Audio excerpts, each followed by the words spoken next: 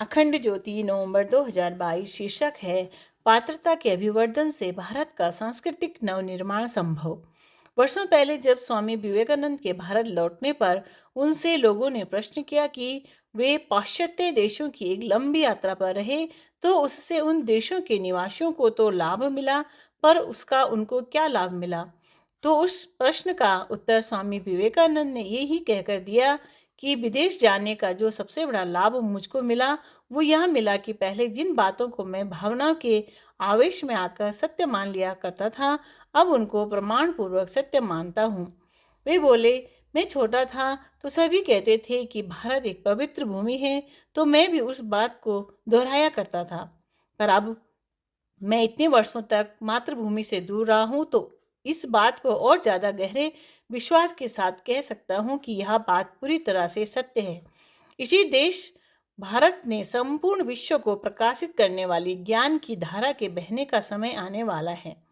जो बात स्वामी विवेकानंद द्वारा आज से वर्षों पूर्व कही गई थी वो सबसा सत्य ही है।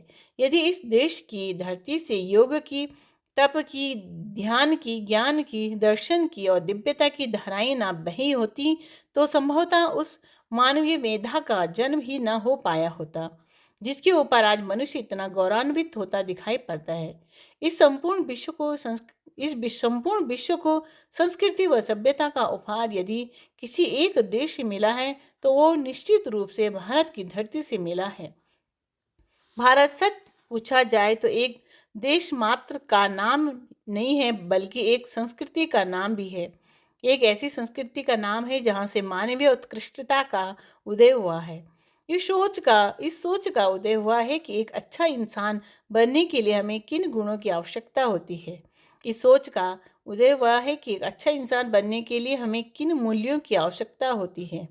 भारतीय संस्कृति ने ही पूरे विश्व को इस सोच से अवगत कराया कि इंसान की सच्ची कीमत बाहर की सफलता से नहीं बल्कि भीतर की पात्रता से आती है। और आज जब हम भारत के सांस्कृतिक नवनिर्माण की बात करते हैं तो उसका आधार वही पात्रता का अभिवर्धन हो सकता है।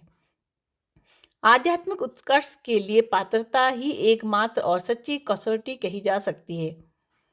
भौतिकता की दृष्टि से भी किसी व्यक्ति को अपेक्षित सफलता पाने के लिए किसी न किसी तरह की पात्रता की जरूरत होती है। भौतिक जगत में सफलता को प्राप्त करने के लिए यह आवश्यक है कि व्यक्ति के पास या तो उचित शैक्षणिक योग्यता हो या ज्ञान हो या अनुभव हो। इनमें से किसी न किसी का होना हमारे भौतिक दृष्टि से सफल होने के लिए अनिवार्य हो जाता है। तीर तुक्के से, धोखाधड़ी से, लॉटरी जीतकर, डाका डालकर मनुष्य तात्कालिक लाभ तो ले सकता है, पर उस लाभ को जीवन का स्थायी नियम नहीं कह सकते हैं। लंबे समय की सफलता अपने जीवन की दिशा को सही करने के प्रयास सफल तो तभी हो पाते हैं जब हमारे भीतर चुने गए क्षेत्र में अपनी योग्यता को सिद्ध करने का जज्बा हो। हमारे अंदर पात्रता हो तो हम सफलता प्राप्त कर सकते हैं, और यदि हम सफलता प्राप्त कर चुके हों हैं तो उस पात्रता के आधार पर ही स्थिर और दृढ़ रह पाते हैं। भौतिक क्षेत्र में सफलता के लिए अपेक्षित पात्रता की आवश्यकता होती है।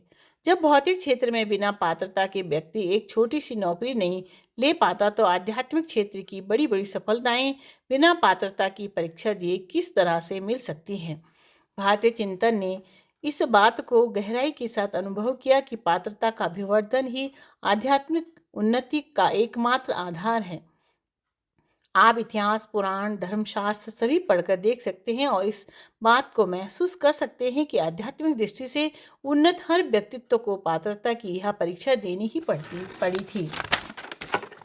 भारतीय संस्कृति के अनुसार व्यक्तित्व की श्रेष्ठता पात्रता की परीक्षा देने पर ही तय हो पाती है, और आज की विक्षोभ से भरी परिस्थितियों में उन पर चिंतन और भी ज़्यादा जरूरी हो जाता है। ऐसा इसलिए क्योंकि आज अनेकों के चिंतन में यह भ्रम कहीं से विद्यमान हो गया है कि अध्यात्म के क्षेत्र में, सूक्ष्म के क्षेत्र में कोई विधान अनुशासन नहीं है। मनुष्य कैसा भी जीवन जिए, पर यदि वो पूजा उपासना कर दे तो सारी गलतियां माफ हो जाती हैं। सच्चाई इसके बिल्कुल विपरीत है। सच्चाई यह है कि भारतीय संस्कृति का चिंतन आध्यात्मिक उत्कर्ष का मूल आधार ही पात्रता के अभिवर्धन को मानता आया है और मानता रहेगा। आज की परिस्थितियां भी हर जागरूक व्यक्ति से आध्यात्मिक पात्रता की मांग करती है, और आध्यात्मिक पात्रता बिना मन में संवेदना जगाए नहीं मिलती, और बिना अंतरंग का परिष्कार किए नहीं मिलती। अंतरंग का परिष्कार यदि हम कर पाते हैं तो हमारी उपस्थिति से मंदिर धन्य हो जाता है और भगवान निहाल हो जाते हैं। नहीं तो हमारे गंगा में डुबकी लगाने से हमारे मन का मैल निकले ना निकले, पर हम गंगा को मैला जरूर कर आते हैं। भारतीय संस्कृति व्यक्तित्व के परिष्कार और पात्रता के अभिवर्धन की संस्कृति है, और आज उसी चिंतन को जन जन तक पहुंचाना है आज के समय की सर्वोपरि आवश्यकता कही जा सकती है। और उसी चिंतन को जन जन तक पहुंचाना आज के समय की सर्वोपरि आवश्यकता कही जा सकती है। शिक्षाप्रद प्रसंग। राजा किसी बात पर अपने मंत्री से क्रोधित हो गया तो उसने उसे राज्य की सबसे ऊंची मीनार पर नजरबंद करवा दिया।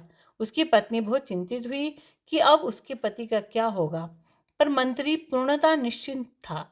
उसने धीरे से अपनी पत्नी से कहा, तुम बस रेशम का पतला सूत मेरे पास पहुंचा देना, मैं मुक्त हो जाऊंगा। यह जानकर पत्नी बहुत आश्चर्यचकित हुई और सोचने लगी कि भला सूत वहां तक कैसे पहुंचाए जाए, और पहुंचा भी दें तो उससे पति कैसे आजाद होंगे। उसी उधेड़ बुन में वह अपने गुरु के पास पहुंची और उसने उन्हें सारी समस्या बताई। गुरु मुस्कुराए और बोले, पुत्री, तू एक भृंगी कीड़ा पकड़कर ला और उसके पैरों में सूत बांध दे। फिर उसकी पूंछ के फिर उसके मूंछ के बालों पर शहद की बूंद टपकाकर उसे मीनार की चोटी की ओर मुंह करके छोड़ देना। पत्नी को कुछ समझ में न आया, पर उसने गुरु की आज्ञा का पालन किया। भृंगी शहद की सुगंध का पीछा करते करते मीनार की सबसे ऊंची मंजिल पर जा पहुंचा। सूत के वहां पहुंचने पर उसके सहारे डोरी के सहारे रस्सा वहां पहुंचाया गया। रस्से का सहारा लेकर मंत्री वहां से मुक्त हो गया। साधारण सी आशा के सहारे जब एक कीड़ा मीनार की बुर्ज तक जा पहुंचा तो मनुष्य तो ज्यादा विभूतियों का स्वामी है। यदि वह ठान ले तो जीवन में एक से बढ़कर एक ऊंचाइयों को प्राप्त कर सकता है। राधे कृष्ण।